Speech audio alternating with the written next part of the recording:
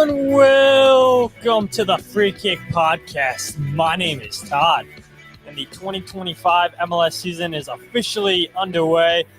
Sunday night soccer in MLS currently going on, I believe, right now, the wraparound show, which, man, this is fantastic to get MLS soccer Sunday night and having a show just sanction all around that. And we know about yesterday's game with the Philadelphia Union.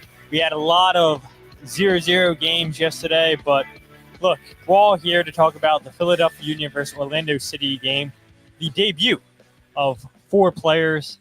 Bradley Carnell makes his first official game as the Philadelphia Union head coach, starts off the year with a win. A tiring day for myself, trying to stay up and get a match review episode made, have my goals breakdown video out for you guys, and now here we are with the podcast. And honestly, guys, I wasn't sure if Jose was joining me or not. Jose is here tonight, and I do thank Jose for joining me as always. And happy to get you guys content out. Happy that me, Mike, Dave, Jillian, and Kyle were able to go on AAT Sports YouTube page yesterday and go live to our hopefully weekly post-game show. Got approval that we are allowed to continue that from Subaru Park, so that's big ups to the Union Communication Department for allowing us to continue that show. But regardless, Jose, how are you doing? I'm doing all right, man. Much like you, just tired, right? In terms of the video cutting and editing that you're doing is far different than what I'm doing per se. Like I stayed up last night and I enjoy doing this, and I hope people like them too. But like, I know 90% of the fan base, 95% of the fan base watches with the English broadcast, right? And totally get it, understand it. But I really do think that all of you need to listen to these goal calls in Spanish. So like cutting the clips for that, and then re-listening to Bradley Carnell, who doesn't say much during press conferences, as well as rewatching bits and pieces of the game. So long way to say, long night last night, and I don't think they're gonna get any shorter as we look forward to or look ahead to Subaru Park this Saturday. Those are long nights. Yeah, they are. And last night, I stayed up until 1:30 just finalizing my match preview and everything, because obviously, like, I'm going to hop on the post-game press conference with Bradley, and I know you hopped on it as well, Jose, and then hopping over with Dave and Kyle and Mike. I believe they were live, and then we joined in when they were doing the post-game show, and then it's like, hey, let's finish up this match preview or match review. And it's like, man, this is getting me prepared for the long nights ahead, coming back from Subaru Park, probably getting home 12:30, 1 o'clock on a weekly basis, with traveling up to Chester and traveling back down to Maryland. But look, you're always welcome to come back to my place afterwards, honestly, or if you want to just park here and drive up, like, that's fair too. Yeah, I appreciate the offer. But look, I wouldn't trade these moments and these situations for anything, right? And when you have a 4-2 thrilling game that the Philadelphia Union had last night, it makes these long nights worthwhile. But we did get some Philadelphia Union news before this game against Orlando City. I think this was announced on Friday or Saturday. Friday, I believe it was, that the Philadelphia Union have acquired Indiana Vassilev from St. Louis City for $1 million in GAM. And Indiana, or Indy, we're going to call them from here on out, has a prior relationship with Bradley Carnell, was with St. Louis City during Carnell's first season there, or I guess season and a half, up until Carnell got let go. The Philadelphia Union are sending $400,000 in GAM in 2025, $600,000 in GAM in 2026. An additional $250,000 in performance-based metrics could potentially head to St. Louis's way if all those are met. Vassilev is signed through 2025 with a club option for 2026, and last season he earned a salary of $301,700 $50. So not breaking the bank what he was making. I'm sure he'll get a little bit of a pay bump this season, but it's not going to be anything close to $500,000, I would imagine.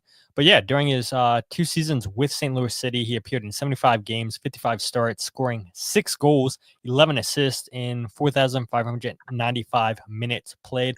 Versatile midfielder. And this is, I think a good move for the Philadelphia Union where they get depth. And I saw some people on social media say, wow, that depth on the bench doesn't look exciting. But look, every single player that came into the game played a part last night. Indiana Vassilev's going to play as, I think, one of the 210s, can play as a 6. Very, very versatile. And knowing that he has that relationship with Bradley Carnell, I think that's huge. I don't disagree with you. And quite frankly, to me, the shift to bring in Indy, who I'm excited to learn more about. We've been bouncing press conferences back and forth between each other of Indy sort of making comments in the past. And one was very clear that he really holds Bradley Carnell to, he really thinks highly of Bradley Carnell, I guess is what I'm trying to say.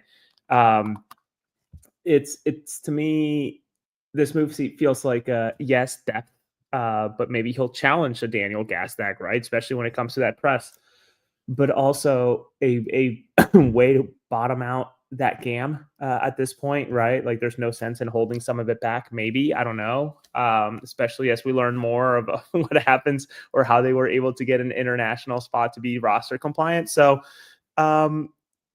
listen, I think it's also no secret that reportedly Indy asked to move out of St. Louis. So give the player what he wants. Philadelphia Union get depth. They get a guy that knows Bradley. They obviously the connection there. It all around feels like a win, but we'll see. I still in my head, I'm working under the idea that, substitutions don't really happen under the coach, right? And that was a Jim Curtin thing. But with Bradley Carnell, as we saw yesterday, 70th minute, I think was the first substitution.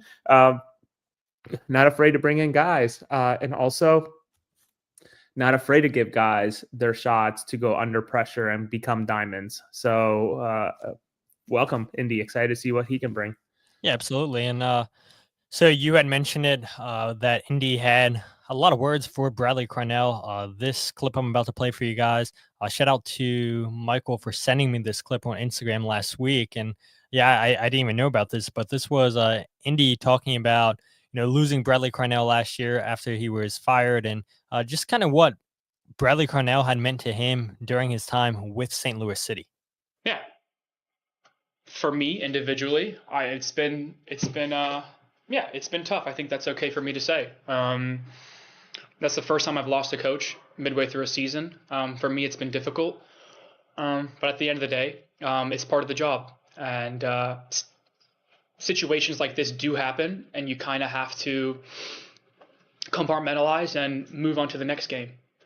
Having said that, to go off on a separate note, I think Brad was a fantastic coach for this club. I think he set so many records for us. And I think at a certain stage, players have to respond and back their coach up. And sadly, I feel like, that came a little bit too late for us. But that's genuinely how I feel. That's how I feel. I feel like in a lot of these games, under him, we played quite well. And there are these specific moments where we should have stepped up as a group, as a collective. And I think, for me personally, I feel like we failed him a little bit. But anyways, that's just my opinion. That's how I feel. And yeah, compartmentalize, move on. The season's long. We still have 15 finals left. We just won today. So we're just trying to, string these wins together. Yeah, so that's courtesy by KMOX Sports on YouTube. I'll leave a link in the show description if you guys want to check out the whole 10 minutes of that press conference with Indiana Vassilev. But yeah, you can tell just from that minute 30 clip right there that Indy has a lot of respect for Bradley Carnell. Carnell means a lot to him. And this, no doubt in my mind, is a matter of Bradley Carnell getting a guy that seems to have had a good relationship with in St. Louis. You're going to see Indy go to a a playing style that suits him and a coach that he's comfortable playing under. And yeah, I mean, just to hear those words from Indy, I think tells you everything that you need to know right there. And there's minute 30 seconds, just how he feels about Bradley Carnell. And then I believe the Union put out a video with Carnell talking about acquiring Indy Vassilev. And yeah, Coach Carnell had a lot of positive things to say about Indy as well. And could we potentially see him make his debut this Saturday against Cincinnati? Yeah, I think it's a possibility. But yeah, again, just hearing that clip there, Jose, I think tells you everything that you need to know how Indy feels about Carnell. What was the sentence? I feel like some of us, or I feel like we failed him, or we need to take responsibility. It's quite telling, and even the, I don't want to say the cracking in his voice, or there was just a lot of emotion. It felt charged. Maybe that's the right term for how it sounded. It's obviously a guy who cares very much about this coach, and make no mistake, he comes from was it the Astonville Academy, and then he went over to Inter Miami for a year and a half, 2 years, and then St. Louis picked him up in the draft, expansion draft, which who knows if we're ever going to see another expansion draft with the league as it is. Yeah, someone who really, really cares about Bradley Carnell, and again, welcome Indy. I don't know if we see him on Saturday or not. It shouldn't be a paperwork issue. It's more of a, does he earn the minutes? Has he, I would think the system should be second nature to him still at this point. It's just getting along and figuring out his teammates. Yeah, absolutely. But we can move on there from Indy Vassilev. Indy Vassilev is the latest Philadelphia Union player.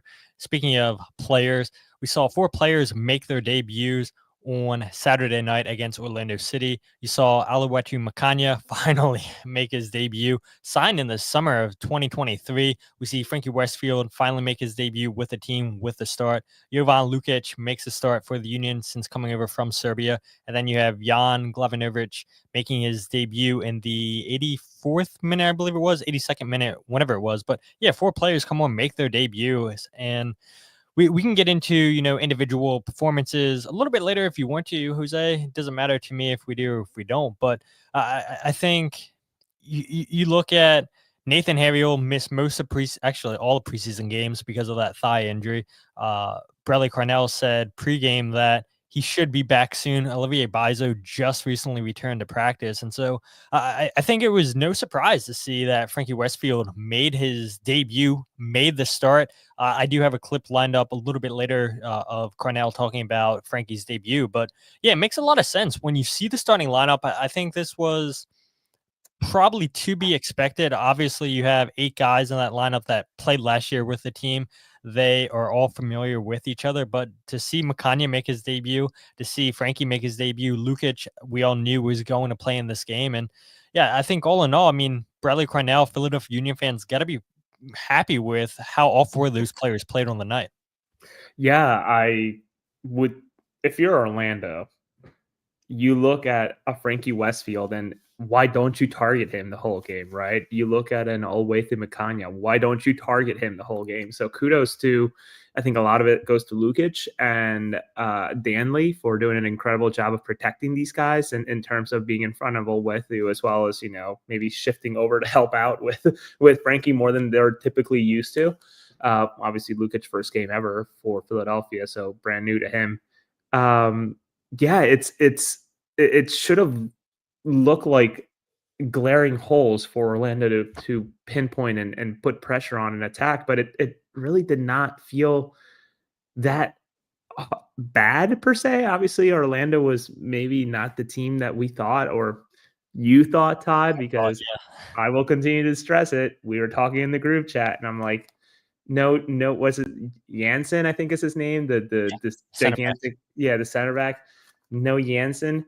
Yeah, this is a dub, or whatever Frankie does with his fucking hands. Because listen, that guy is so integral to that back line that you take him away and it's a disaster with Schlegel involved. And obviously we saw a disaster involved with Schlegel. So I was sort of shocked that Orlando didn't do more, but also, I guess, in awe that Philadelphia and Bradley Carnell's 60-30-10 technique was sort of like in full display last night. So what an incredible start to get that type of win with that type of scoreline away from home in Orlando, of all places. Yeah, absolutely. And I think another big storyline for this game was Andre Blake making his 300th appearance for the club. And Andre Blake's, whenever he decides to retire, I mean, he'll for sure have his name up in the Ring of Honor. Should probably make him a statue. And in all honesty, I mean, I know people joked in the past about making Jim Curtin a statue or a Ernst Tenner a statue, but like there's a genuine argument to be made about Andre Blake just because of how much he means for this Philadelphia Union squad. I mean, during his 300 appearances, he's won 138 games as a Philadelphia Union goalkeeper, kept 96 clean sheets during those games. The Union's website said 97, so one of us did our math wrong. If I had a bet, it was probably me, suck at math. But yeah, I mean, just seeing Andre Blake make 300 appearances for the Union, leads the team in minutes played in all competitions with over 22,000 minutes, I believe the number is. Made 5 saves on the night. The save in the 60th minute on Ojeda after Daniel Gazdag turns the ball over in the Union's half of the field. Great first-time shot by Ojeda. Andre Blake strong to save it out and push it out for a corner kick. The 69th minute, you have the Santos cross into Luis Muriel, who has a free header, beats Jacob Lesnes to the ball, and just save after save by Andre Blake on the night. And I know we're going to talk about the offense here next, Jose, but looking at how well Andre Blake played last night, I mean, this was the same old Andre Blake, and seeing him play in 24 out of the 45 games last year for the Union, with 3 of those games he had to come out because of concussion, groin, and knee injuries.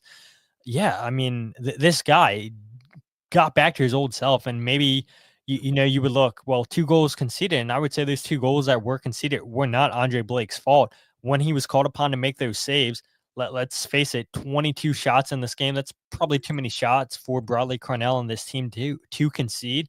But when Andre was called upon, came up big time and time again.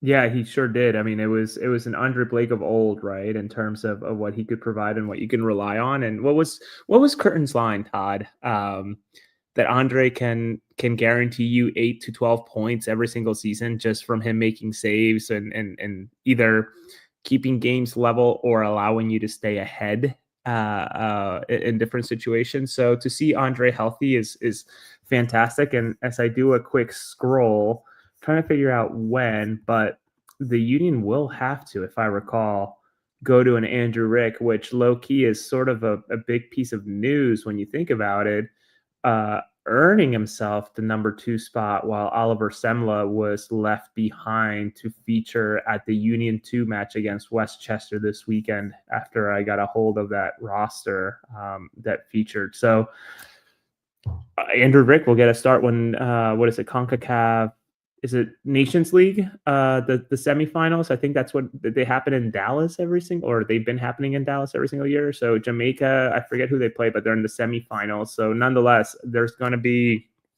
a secondary goalkeeper during that March window that will get a go over Andre Blake, if I recall correctly. So it'll be intriguing to see. But yeah, glad to see Andre back, and please, please, please stay healthy. Yeah, absolutely. And again, fans made the argument on social media that, if Andre Blake was in the net last season, then the Union probably would have been a playoff team. And that's something that I think I personally subscribe to as well, just because last night, look at his saves, 5 saves. I mean, Andre Blake's been a stalwart for this team since he's been drafted in 2014, the number 1 overall pick. And it's crazy to think too, Jose. I totally forgot this when I was looking at the numbers and everything last night, but Andre Blake made his debut against the Harrisburg City Islanders in the U.S. Open Cup all the way back in 2014. And it is quite telling, that the Union are back in U.S. Open Cup. Andre Blake makes his debut in the U.S. Open Cup. And I'm sure this is one of these competitions that Andre would love to have under his belt. I mean, look, no offense to Andre, 34 years old. He's not getting any younger. And all these guys, they play for trophies. And so I'm sure Andre Blake's one of those goalkeepers that will want to take U.S. Open Cup serious this season.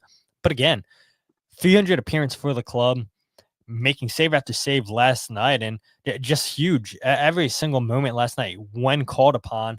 And You're right. Oliver Zemla being left off this roster, being the essentially right now the third string goalkeeper with Andrew Rick, the number two as of right now, right? I guess it was kind of quite telling too when Bradley Carnell was asked during the week, "Who's your number two goalkeeper?" And he was like, "Yeah, you'll see on Saturday." Did not want to say too much about that, and maybe reading between the lines, maybe that was quite telling. That yeah, I don't feel comfortable backing a Oliver Zemla, a Andrew Rick publicly right now. You guys would just have to wait and see. But like you had said earlier, Jose, you don't get much from Bradley Carnell during these press conferences. Evan has a comment here on YouTube, says Jamaica was knocked out of the Nations League. The next few games for Jamaica don't happen until June for them. So Incorrect, Evan. Incorrect. March 21 and March 25, they have CONCACAF Gold Cup qualification. So they are still playing, but not in the Nations League. Correct. So they're going to fill the void. U.S. versus Panama, Canada versus Mexico for the semifinal games, March 20th. And then the final for that looks like it would be, of course, now my friend wants to stop showing when the final would be for that. But yeah, I mean, good notice there, Evan. Thank you, Evan. You can nod in it, but Jamaica still will be playing. It will be in Gold Cup, as Jose just mentioned. But yeah, I mean, Oliver Zemla, I don't want to harp on this guy too much. I mean, I feel like we've talked about it so many times on the podcast and in different group chats and whatnot, saying that, yeah, it seems a little bit silly that you have a backup goalkeeper taking up an international roster slot.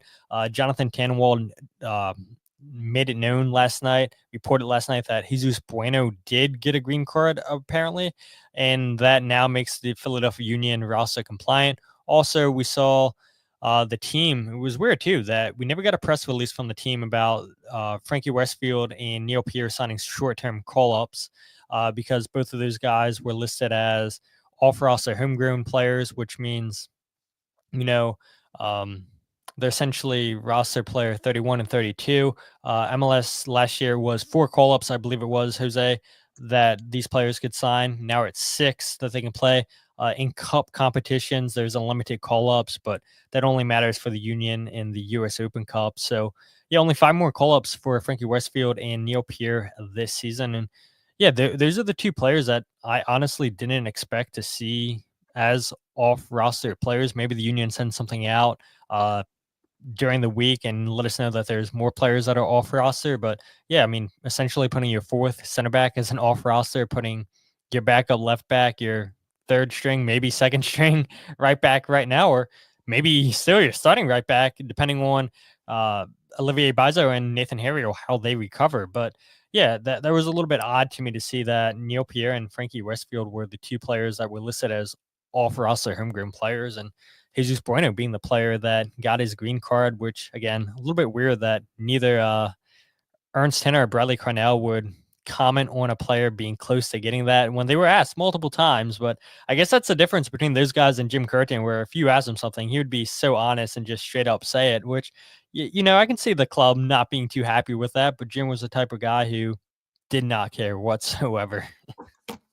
Listen, yesterday when we were doing the AAT show, I remember we started talking about that, and then it hit me, or it came to me, I should say, light bulb moment, like, I feel like we were lied to, like it feels like, because what was the comment from Bradley that there's somebody close to getting it in the summer, but we're nowhere near or whatever. And I'm thinking to myself, that was Ernst. Was that Ernst? Okay. And I'm like, okay, so who is it? And then boom. And listen, I guess I gotta admit,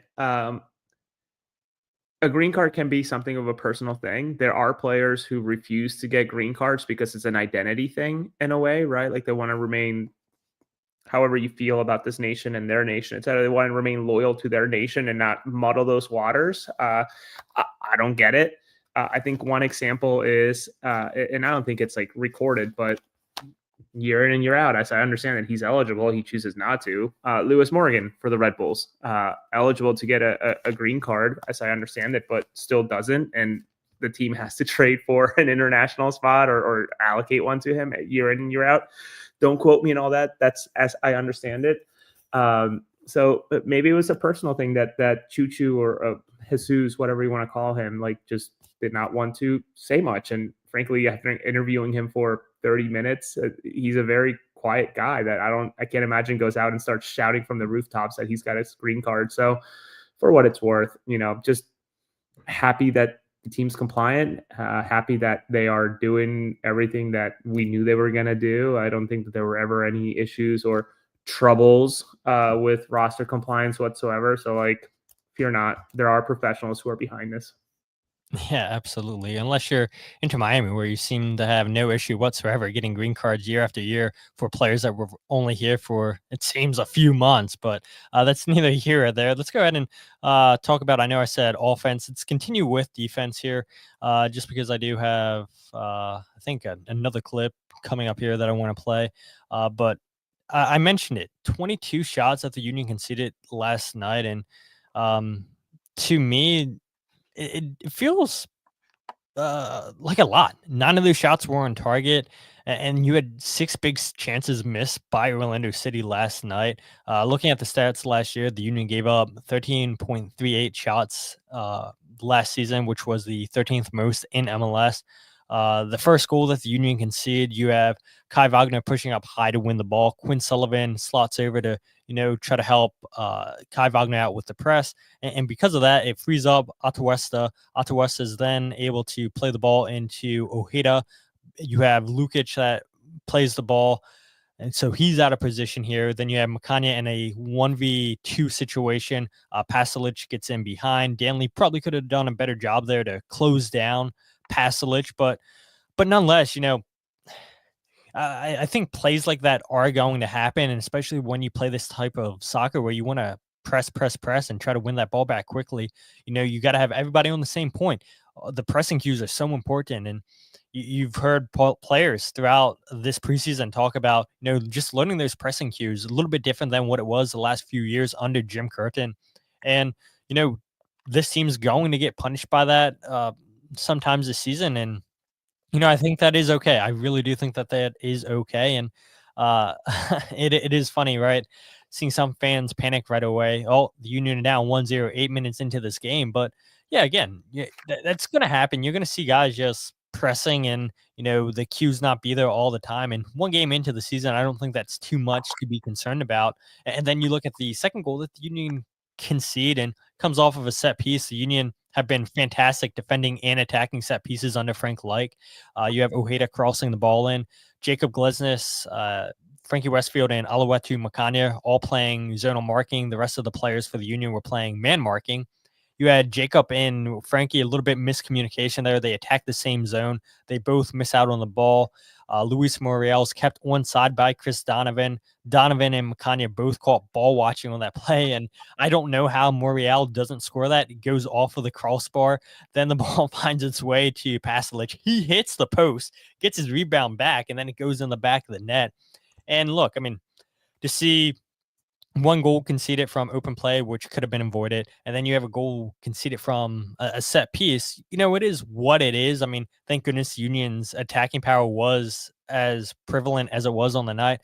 Just goal after goal, it seemed like in the second half from those guys. And you had Twitter, Jose, can't keep up with the clipping because those goals were happening so fast. But I mean, any concern for you seeing this team give up 22 shots last night, 9 on target, 6 big chances missed by Orlando City? And that's a stat I think last year you started throwing out a lot. Oh, the Philadelphia Union lead the team in big chances missed. Julian Kranza is at 6 or whatever it was, and Jim Curtin, I think, saw your tweet. I don't think you mentioned this in a press conference, but he brings it up during a press conference, and he's like, yeah, we're talking about big chances missed. I don't know what qualifies as that, but I guess we lead in that category. Yeah, a little funny moment that was from Jim Curtin. The guy, man, I don't want to make this a Jim Curtin press conference, but yeah, the guy definitely made it known that he keeps up to date with what everybody's saying online. Yeah, he was, and I smile ear to ear because it was comical. I think we either chatted about it, or if we didn't, I'm glad you caught on it, because it was like this fucker. does indeed listen. And for all we know, he could be listening to this. So hello, Jim, for whatever reason you're listening to two schmucks on a Sunday night or on your drive doing whatever you're doing, propping your feet up on the Union's dime since they Yes. let you go. But yeah, I you got me smiling. I don't even know what you asked. Yeah, I mean, any concern that the Union conceded 22 shots on the night, 9 of those were on target? No, yes and no. I think that very first goal gave me a lot of flashbacks, and it wasn't even that long ago, but that the goal against Slavia Prague, where they were all caught up pressing from on one end, and then one long switch completely messed the timing of the cues and the players where they were supposed to be. It also was kind of frustrating to see Kai Wagner press and then not follow the man and just sort of standing still. And sure, maybe he was expecting help, but that help just wasn't there. And I think it was it Makhanya who was helping, and it sort of stuck in. Makhanya shifted over and then stepped up to cover for him.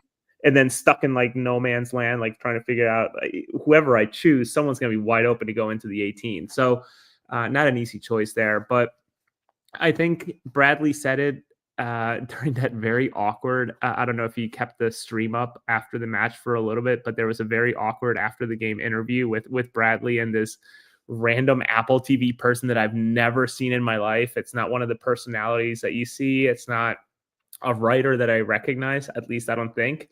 But he sort of was open about it, like this, we're learning the system, we're picking up and getting going. It's not perfect right now, so just hang in there. So it's going to take time. Is it going to be perfect even come August or September? Probably not. Is it going to be perfect if they make the playoffs? Absolutely not. And that's sort of the interesting part of this I don't know. I feel like I see it everywhere now, like the energy ball system, right? Where like you're just sprinting and chasing and pushing and pressing.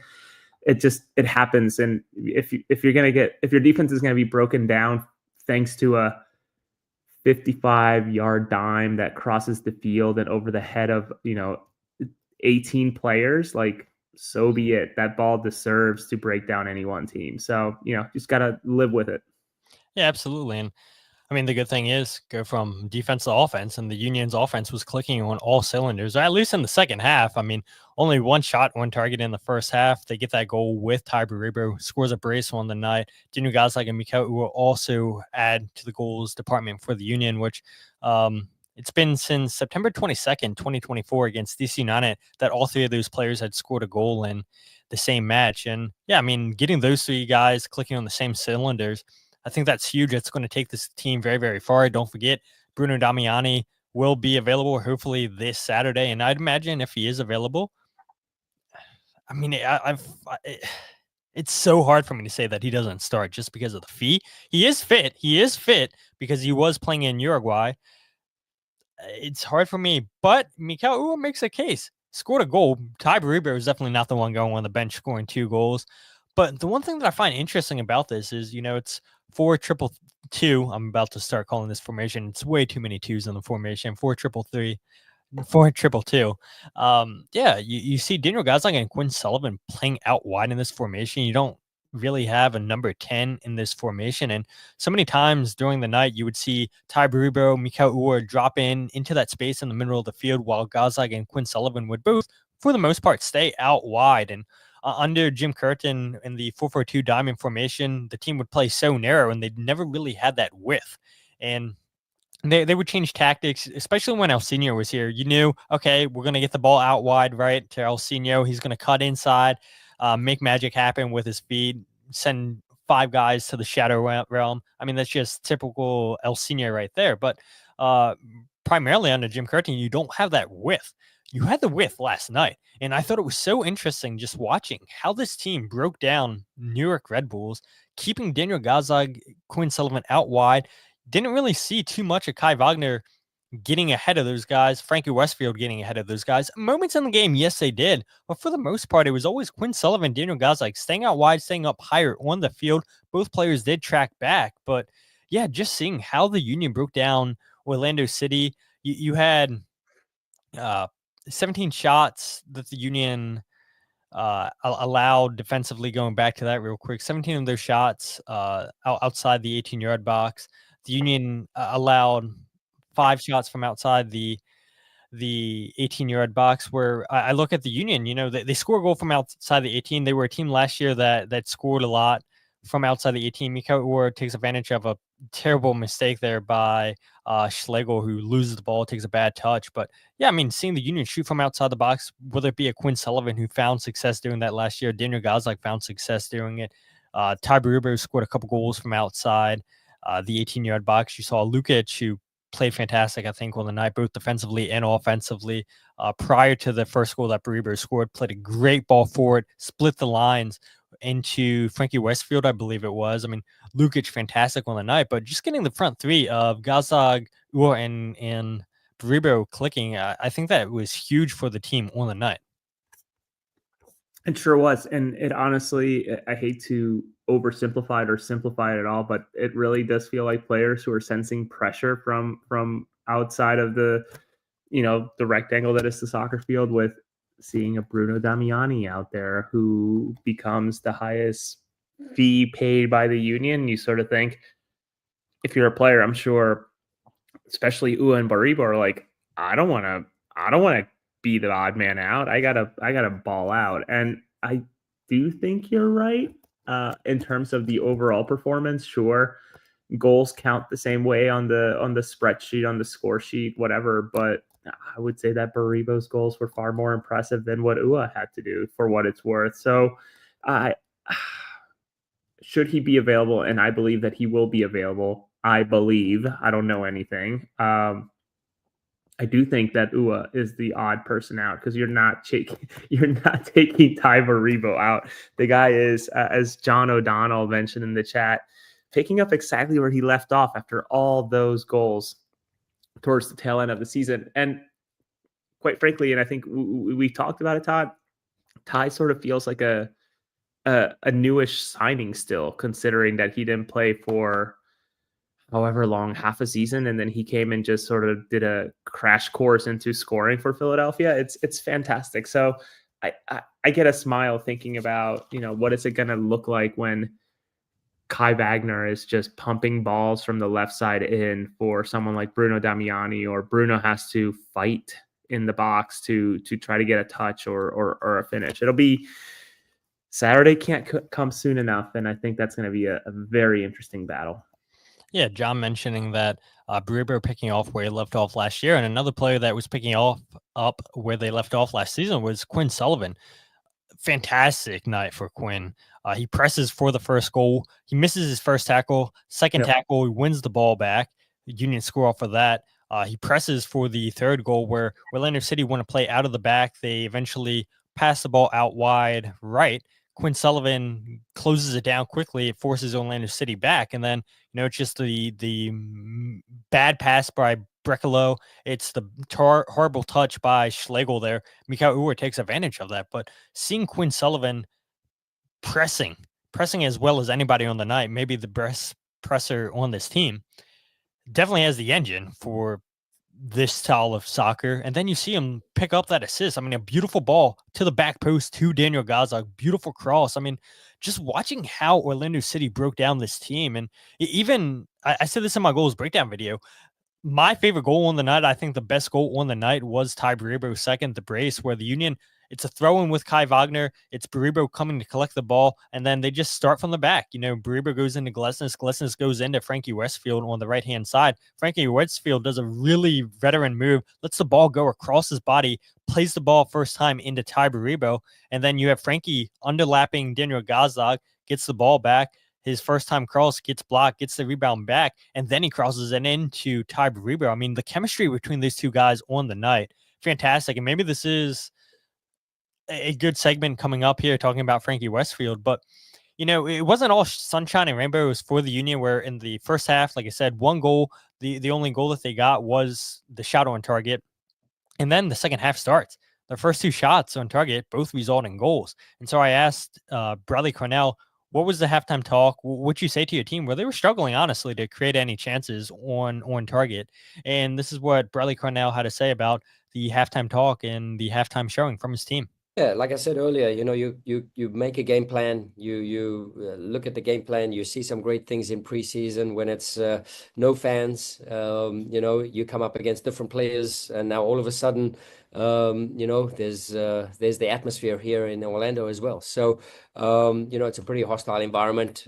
So yeah, I thought we were a little passive, not reading the triggers very well in the first half, and we weren't committing to our proactive ball-orientated approach. So for me, it was just showing the boys 3 clips of exactly what we wanted to do, and then we come out the second half flying, and we scored 2 goals in transition. So it was exactly like how we wanted to start the game, and unfortunately, it took us a while just to get that experience so that we can actually do it in a real live game with a full crowd. So excited for the response from the boys. And you catch the little smile there from Bradley Carnell talking about, yeah, this is the way we want to play. Great start to the second half. And you saw it even during the broadcast, too, when Daniel Gazak scored. Bradley Carnell celebrating with his coaching staff. The third goal with Mikhail Uhre, they're celebrating. Yeah, I mean, this is how the Union, I'd imagine, are going to play. We're going to see a lot of goals scored like how they scored last night. Just quick transitions and good ball movement, too. I think one thing for me that surprised me, we're seeing that the possession was pretty much 50-50. I did not expect the Union to have, 45% possession on the night. I thought it would be a lot lower, but yeah, I mean, the Union did make the most of the ball, completed 80% of the passing, which again, shocking me. I mean, when I say 80% passes complete, I would think, oh, Jack McGlynn was in this team. We know Jack McGlynn's not even here. And so to see a team that wants to play pretty direct, that look, they can string passes together, they can take their time with the ball and break down the opposition, a really good showing by this team offensively on the night. That smile during the press conference was kind of like, it kind of cracked me. It's like, this is our game plan. It's like, no shit. Yeah. Like, of course it is. And you're thrilled that you scored that many goals in such quick succession where, like the fourth really just iced it. Obviously, just, it makes sense. This is the style that they want to play. This is the style that they will play. And much like you, I was amazed once the possession stat came up, and I'm thinking to myself, really? Like that? And then I rewatched some of the game today again, and obviously last night. It's not like the ball went out an excessive amount or anything like that. And there were pockets of brilliance. I actually think I sent it in our group chat. Like, dude, this is like champagne football happening right now, the way that they're passing the ball around. And don't get me wrong, it was like a 7 or 8 pass sequence, and then the ball got pissed away. But like 7 and 8 passes that, like, oh my God. But then on the flip side, you have that scramble for, was it the first half or second half, in front of Andre, where like bodies were just flying, not the goal, but there was another sequence where like bodies were just freaking flying everywhere. So got to see it all. And I don't know, Todd, this is a question for you. Is it that much different to you, the way that last night went, than what the last, I don't know, half season from Curtin? Yeah, so it's funny that you asked me this, because Matt Ralph had sent me this text throughout the day too, and he's like, people were getting pretty excited, but a lot of what the Union did last night was exactly what they did under Jim Curtin. And I said, I disagreed with that a little bit, because, again, I mean, I started off talking about Daniel Gazak and Quinn Sullivan both playing pretty wide in this game, and you didn't see Frankie Westfield bombing for it every single opportunity that he got. You didn't see Kai Wagner bomb for it every chance that he got too. And so I think last year we saw a lot of Kai Wagner, any chance that he got, just overlapping runs, play that ball into Kai Wagner, cross into the box, where, yeah, I think the Union did a good job just going around the outside, just passing this ball around. When they need to go in the middle, they went through the middle. I'd actually be curious, I didn't look this up, to see what the Union's passing chart looked like, just how they lined up formationally, because I feel like so many of the goals just went outside on the touchlines, which, again, love to see the Union play with width. It's something that we hadn't seen for a while. Like I mentioned, anytime El Seno came in, that's when you knew you would use your width. But yeah, I think defensively, okay, a little bit nervy moments, but seeing the 2-6s, the double pivots of Danley and Lukić, for the most part, protect the back line very, very quick, I noticed. And it's like when they would get beat, quickly get back in play and disrupt play. The passing by Lukić Mark Kelkenberg told us, look, watch out for this. Very good passer of the ball. I think even knowing that, I was a little bit surprised just seeing how well he was with splitting the defense, playing the ball in behind, just his vision. Very, very good for a player that, some people had said, no way he makes it in MLS. He's too small. He's too tiny. Didn't look to be an issue last night. So, yeah, I would say there was moments last night that looked a little bit different than what the Philadelphia Union looked like under Jim Curtin. And yeah, for sure, there were moments last night that, yeah, this looked like the same old Philadelphia Union, just in terms of, you know, um, trying to get the ball into a Quinn Sullivan, who was a playmaker for the team last year, trying to get the ball into a Daniel Gazag, a playmaker. But Frankie Westfield, I don't know if you noticed this, led the team in touches, 72 touches, and I guess is a good transition, unless you had something you want to say there. 72 touches for Frankie Westfield. Absolutely dominated his performance. I mean, not enough good things can be said about this guy, the way that he performed for the Philadelphia Union. And I think to see him get his first assist, and again, I go back to him being moments away from going to Penn State, getting a Union 2 deal, crushing it with Union 2, getting into MLS Next Pro's best 11, getting called up to that US U20 camp in Chile, getting a homegrown deal, gets his first start. And Bradley Carnell, I mean, you could tell during the preseason, a lot of comments from Bradley Carnell about Frankie Westfield in terms of, Frankie's doing well, Frankie's taking advantage of the opportunities, blah, blah, blah. And yeah, I mean, what a night for Frankie. And there was a tough task too, going against Angelo, the speedster Colombian on the left-hand side of the field, right-hand side of the field for the Union. And Frankie held his own. He held his own offensively, held his own defensively. Really, really great debut from Frankie Westfield. And I don't think he could have jumped that up any better and ended it with an assist as well. Dude, I had no clue he had 72 touches. That is an unbelievable. And as I look at the SOFA score heat map for him, it's like, holy smokes, it makes sense that he got that many touches. And frankly, also kind of shocked in a way. And I think this is just a complete example of the press. The majority of his heat map is in the attacking third, which obviously goes hand in hand with being offensive minded, but also the press, right? Like being there to shut them down and just pinch at it super, super quickly after possession's lost. But no, it could not have been. And frankly, it was killing me. I knew about his start. I obviously got a nice little write-up together with pictures that were submitted to me. So like once I heard the news, I was like, oh, okay, here we go. This is fantastic. Super, super happy for him. But I was very nervous. I didn't know how things were going to go because it could have gone. Glad it went well, which is the one way it could have ended, and glad it did. Or it could have gone really, really bad, where this could have been sort of a weeding out of the team moment for him. But pressure makes diamonds, and the guy knows what he's doing so far. Now, Cincinnati will be a different monster altogether, I think, compared to Orlando. I don't know that roster really has any weak spots, especially after Lucho left. They get younger and probably just as good, if not better. We'll see how he handles that type of competition, but congratulations to him. Congratulations to his family. His younger brother, Rocco, just won the Catholic Basketball League in Philadelphia today. So kudos to that family full of winners, apparently. So whatever's in that DNA, good on them. Yeah, absolutely.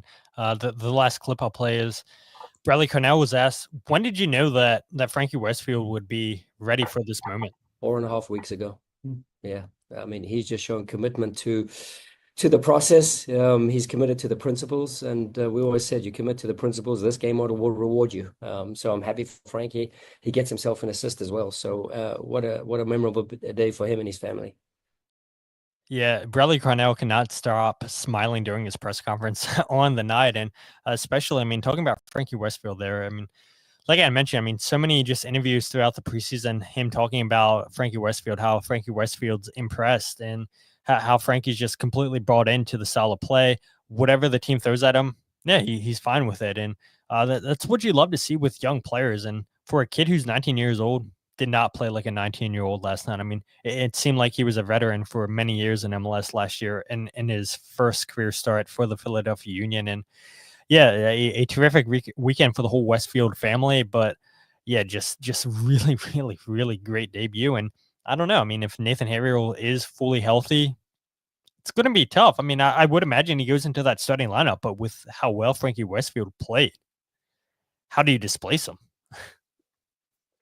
It's hard. It's really, really hard, but it's also equally, if not harder, to take this spot from Nate Harriel, considering what he has done for this team, how versatile he can be for the roster as well, with being able to slide over to center back, though not ideally.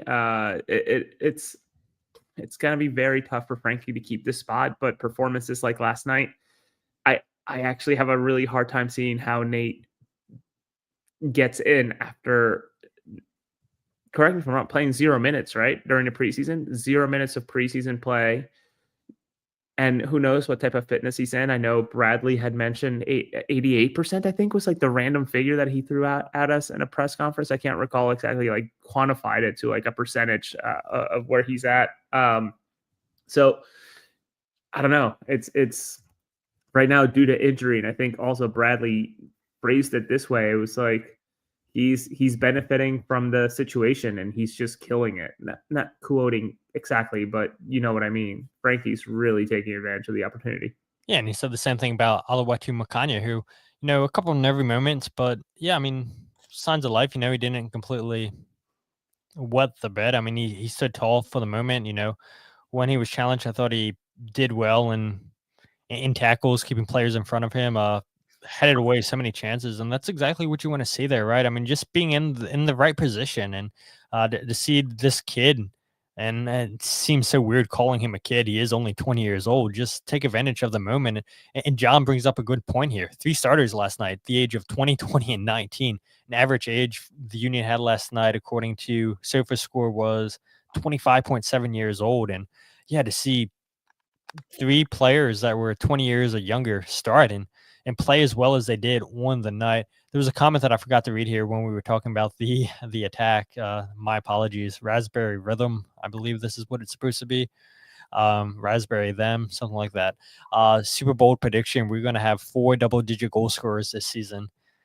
I'd imagine they're talking about Damiani, Baribo. Well, Baribo only needs 8 more to go now. Mikael Ua and then Daniel Gazdag. It's a bold prediction, right? But to see 2 goals on the night by Ty Baribo, only 8 more to get there. Damiani, I think, he'll score goals. I mean, if he scores on Saturday night, assuming he does play, that whole place is going to erupt. And I know the very first person you're going to be talking to, Jose, writing a story on MLSsoccer.com. So, yeah, I guess for your sake, you're hoping that Damiani plays and gets a goal on his debut. Only thing I would probably push against with Raspberry Rhythm, whatever. The only thing I would push back is there's no Leagues Cup and there's no CONCACAF Champions Cup to pad these numbers per se, unless you're referring to double digits solely MLS, which is bold as hell to claim that 40 goals are going to come just from 4 guys.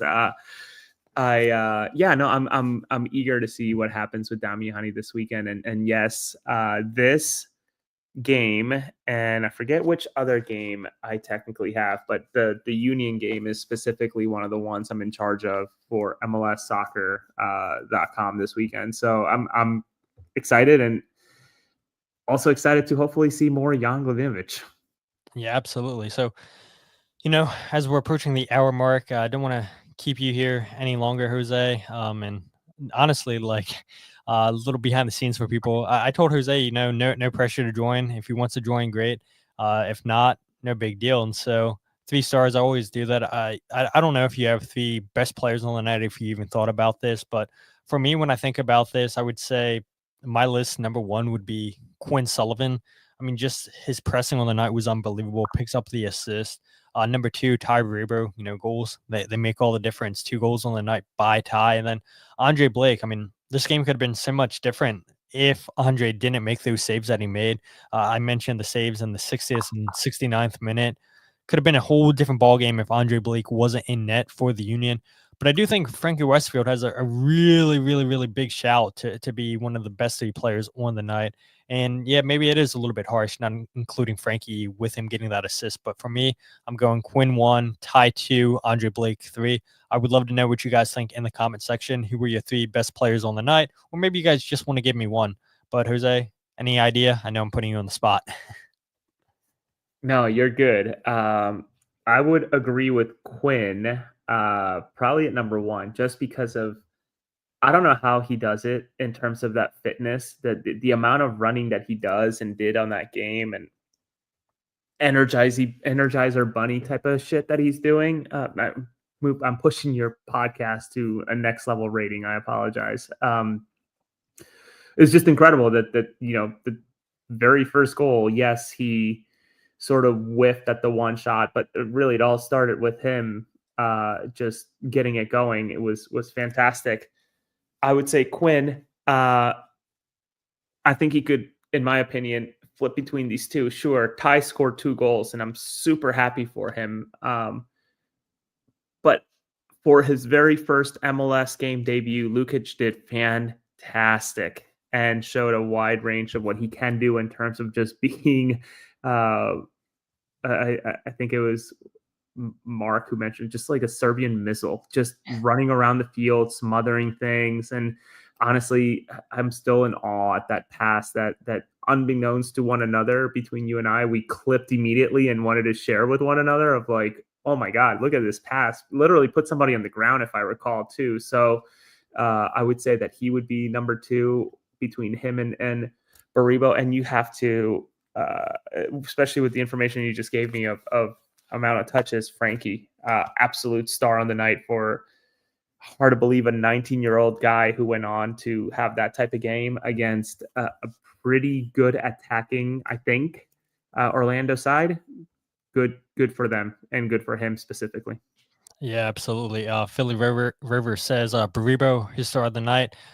John says 3 lungs, assuming he's talking about Quinn Sullivan there. But yeah, I mean, a lot of guys played terrifically for the Union on the night.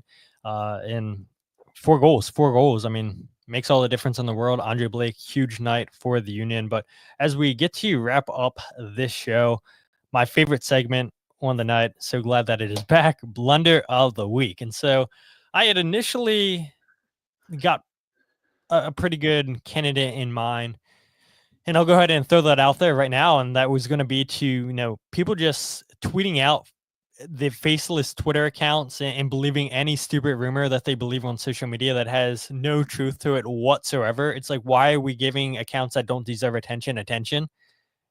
But you had brought it to my attention, Jose, that there's a better candidate for this. And that goes out to the Associated Press for using AI. Yeah, I don't know if it's AI. I don't know if it's AI. It certainly reads, and the mistakes are bad enough that it could be AI. Yeah, not good. Yeah, not good at all. I mean, you had pointed out where they had put Daryl Pike. It's Daryl DK. They said Martin Ojeda plays for Orlando. We know that. But they say that it was Ojeda who assisted the Ty Baribo goal. No, it was Kai Wagner. It was Schlegel who had mishandled the touch that led to Uwe's goal. They did not have Schlegel down. And then they had said that, Frankie Westfield had played before with the Philadelphia Union. That's a lie. And so, I mean, I don't know. If it is not AI, it's still pretty poor. But that we're using AI to write articles, that is mind-blowing to me. And maybe it isn't what the Associated Press is doing. ESPN, I think, had admitted that they use AI to write articles. But it's like, why are we taking jobs away from people that, actually pay attention to these games that are, whether they're in person or not? Why aren't we trusting the locals on the ground? And I get it. It's probably cheaper when you pay for AI for Associated Press just to put out all these articles from multiple different sites. You had posted, Jose, it was like 20 different people running with the story of completely fake news about getting so much information wrong. I mean, what a joke. What an absolute joke from an association being the AP getting so much wrong. And that's how fake news gets spread, where they're like, if you didn't watch this game at all, which, there are some people who aren't going to watch this game because you have to pay for Apple TV. It's behind a paywall. Not everybody wants to do that, which I did see some people on social media complaining, how do I get a code? How do I get a code? And Jose is giving them the hookup, letting them know, hey, look, this is how you can get a code for cheaper than, I think it's $100 or whatever like that. But don't say that too loud. The overlords are watching. I'm not, right? I mean, people still paid, right? People still paid. Jose still got Apple and MLS their money, still got their money, absolutely. But again, not everybody's going to watch this game. They're going to read these reports and say, oh, Daryl Pike? No, it's Daryl DK. Oh, Ojeda gets the assist for who was it? Ty Baribo, they said, right? No. It's like, what are we doing? And so, I mean, once you brought this to my attention, pissed me off a lot. And so you had said it best, Jose.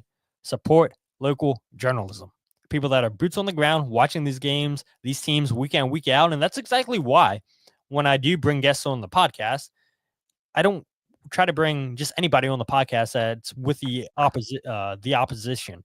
I want people in that, cover the teams week in, week out, whether it be commentators, whether it be journalists and everything, because I don't have the time to watch every single game every single week. You don't have the time to watch every single game every single week. And so that's why you bring in people that are good in those positions, that know what they're talking about. And so to see the Associated Press mess up as bad as they did in this match report, yeah, terrible stuff there. But that is my blunder of the week. Thank you, Jose, for bringing it to the attention. Glad that you love this segment, Philly Rivers. And we'll see what blunder of the week is next week.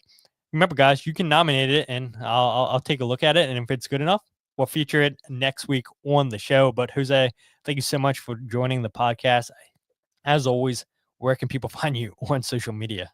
At Jose R. Nunez 91. And thank you for having me. Next week will be interesting. I don't know what your plans are. I know I won't be available for a post-match show. I know that Mike and crew want to have one, and I encourage them to have it. I know I actually have a deadline for my article with MLS Soccer, so I won't be available. I'm not sure if you are, but make sure you tune in to that after the match. We got some pretty good traction yesterday. I was very, very happy about that, and I hope you all enjoy it. Please, please, please, please feel free to let us know feedback or things that you want to see. We're always encouraging. We always encourage you to talk to us, and we value the feedback. Appreciate you. Yeah, absolutely. And again, shout out to the Union PR staff for allowing us to continue to do that live show in Subaru Park after the match, and a lot of positive feedback, like you had said, Jose. And I'm glad that we're able to continue to do it. I'm glad that Mike's still allowing me to take part in your guys' show and give my thoughts after games. And all you guys that listen to this podcast, I'm sure all of you guys listen to AAT Across the Pitch as well. If not, well, you know where to find them now. But if you guys aren't following the podcast on Twitter, Instagram, or Facebook, follow at Free Kick Pod, wherever you get your podcast, The Free Kick. Check out the YouTube channel, youtube.com. We are live every single podcast now on YouTube. Also, latest goals breakdown video is live on YouTube. Unfortunately, I had to break that up in two segments. So after you get done watching part one, I do have it labeled part one. Watch part two. I had a lot of fun putting that back together. Love doing goals breakdown videos. And, if you guys want to find my writing, if you guys want to find the podcast or the goals breakdown all in one place, check out thefreekick.substack.com. But yeah, match day 1 in the books. Philadelphia Union starting the season off 1-0, a +2 goal differential, 1 win already on the road. Fantastic start to the season for Bradley Carnell and the Philadelphia Union. But with that said, my name is Todd, and this is the Free Kick Podcast.